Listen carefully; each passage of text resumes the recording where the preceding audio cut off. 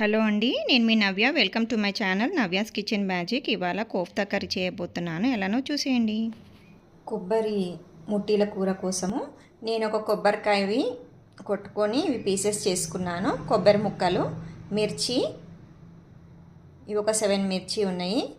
ఇది పుదీనా, ఒక కప్పు బేసన్ తీసుకున్నాను. నేను ఫస్ట్ ఈ కొబ్బరి ముక్కల్ని మిక్సీ జార్లో వేసుకుంటాను. మరి మీకు కొబ్బరితో ఏమేమి వచ్చు రెసిపీస్ నా కమెంట్ బాక్స్లో కమెంట్ చేయండి. ఇప్పుడు మిక్సీలో వేసి చూపిస్తాను. నెక్స్ట్ మిర్చి, పుదీనా వేసేసుకుందాం. కొబ్బరి మిక్సీలో వేసేసుకున్నాను. నెక్స్ట్ పచ్చిమిర్చి, పుదీనా వేసుకుంటాను. మిర్చి వేసేసుకున్నాను. ఇప్పుడు అన్నీ కలిపి వేసుకుందాము. మనం కొబ్బరి వేసుకున్నాం కదా జార్లో, అది తీసుకుంటున్నాను. అలాగే దీంట్లో మిర్చి నేను ఏదైతే వేసేసుకున్నానో మిక్సీలో అది కూడా వేసుకుంటున్నాను. బేసన్ వేస్తున్నాను. దీంట్లో 1 కప్పు, 1 టేబుల్ స్పూన్ మిర్చి పౌడర్, ఒక 1/2 టేబుల్ స్పూన్ పసుపు వేస్తున్నాను. 1/2 టేబుల్ స్పూన్ సాల్ట్ తక్కువ ఉంటే తర్వాత వేసుకోవచ్చు. ఒక 1/2 tablespoon ginger garlic paste వేస్తున్నాను. 1/2 టేబుల్ స్పూన్ ధనియా powder, 1/2 tablespoon garam masala. ఇక్కడ నేను సాజీర తీసుకున్నాను 1 టీ స్పూను, ఒక 2 లవంగాలు తీసుకున్నాను, దాల్చిని చిన్న ముక్కలు ఒక 4 తీసుకున్నాను, 2 ఇలాచి. ఇవన్నీ ఇప్పుడు దీంట్లో వేసేస్తాను.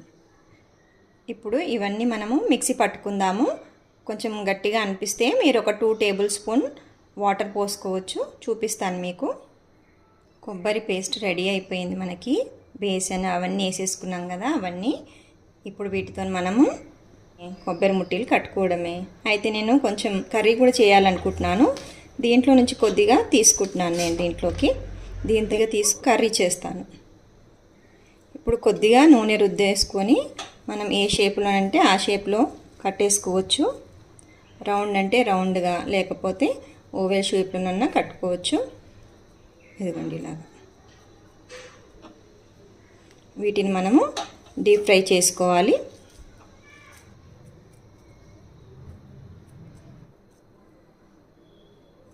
ఈ మసాలాలో మీకు ఉప్పు, కారము ఏదైనా తక్కువగా అనిపిస్తే కలుపుకోవచ్చు. నాకైతే అన్నీ సరిపోయాయి.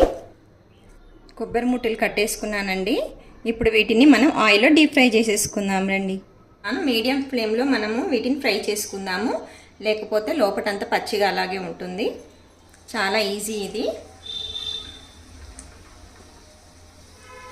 తప్పకుండా మీరందరూ ట్రై చేయండి. మెల్లగా తిప్పుకుంటూ ఫ్రై చేయండి, మళ్ళీ అవి విడిపోతాయి.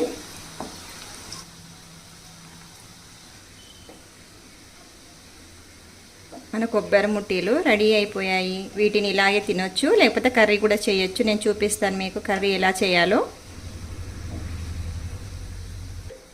చూడండి, ఇంకొన్ని ఉంటే వేసేసుకున్నాను.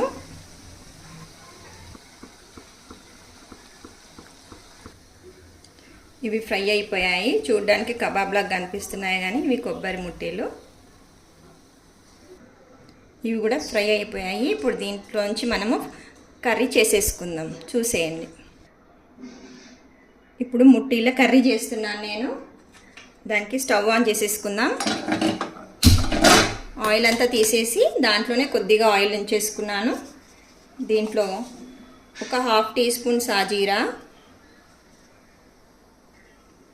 2 లవంగాలు, 2 ఇలాచీలు, 2 పట్ట, దాల్చిని చిన్న ముక్కలు. ఇప్పుడు దీన్ని కలిపేసుకుందాము. ఇందాక నేను కొంచెం మసాలా తీసి పెట్టాను కదా, 1 కప్పు కర్డ్లో దాన్ని నేను బీట్ చేసుకున్నాను పల్చగా. ఇగో ఇలాగా. ఆ మసాలా అనేది పెరుగులో కలిపేశాను. పెరుగులో కొన్ని నీళ్ళు పోసి రెండింటిని కలిపేశాను. ఇప్పుడు దీంట్లో వేసేసుకొని దీన్ని పల్చగా చేసుకోవాలి మనం. ఇప్పుడు ఇది వేసేసుకుంటున్నాను. మనకు మరీ థిక్గా ఉండొద్దు, మరీ పల్చగా ఉండొద్దు, నార్మల్గా ఉండాలి. చూసి వేసుకోండి వాటర్. నేనైతే ఇంకో కప్పు కూడా వాటర్ వేస్తున్నాను. ఇప్పుడు దీన్ని ఒకసారి కలుపుకుందాము. ఇప్పుడు దీంట్లో మళ్ళీ అన్నీ వేసేసుకుందాం. కారము, ఉప్పు చూపిస్తాను. 1 టేబుల్ స్పూన్ కారం, 1 టీ స్పూన్ పసుపు, 1/2 tablespoon garam masala, 1/2 table spoon salt, 1/2 table spoon ధనియాల పొడి. ఇప్పుడు ఇవన్నీ వేసేసి కలిపేసుకుందాము.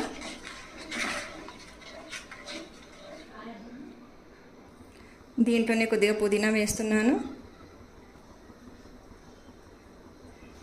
చిక్కగా అనిపిస్తే కొన్ని వాటర్ వేసుకోండి. ఇప్పుడు కర్రీ అవుతుంది కదా, దాంట్లో మనము కొబ్బరి ముట్టీలు అనేటివి వేసేసేయాలి. అప్పుడు మన కొబ్బరి ముట్టీల కర్రీ లేకపోతే కోఫ్తా కర్రీ అనేది రెడీ అయిపోతుంది. తప్పకుండా ట్రై చేయండి. మీడియం ఫ్లేమ్లో ఒక 10 మినిట్స్ కుక్ చేసుకుంటే సరిపోతుంది. ఇప్పుడు మనకు కర్రీ అయిపోయింది. మనకి ఇవి కూడా ఉడికిపోయాయి కొబ్బరి ముట్టీలు.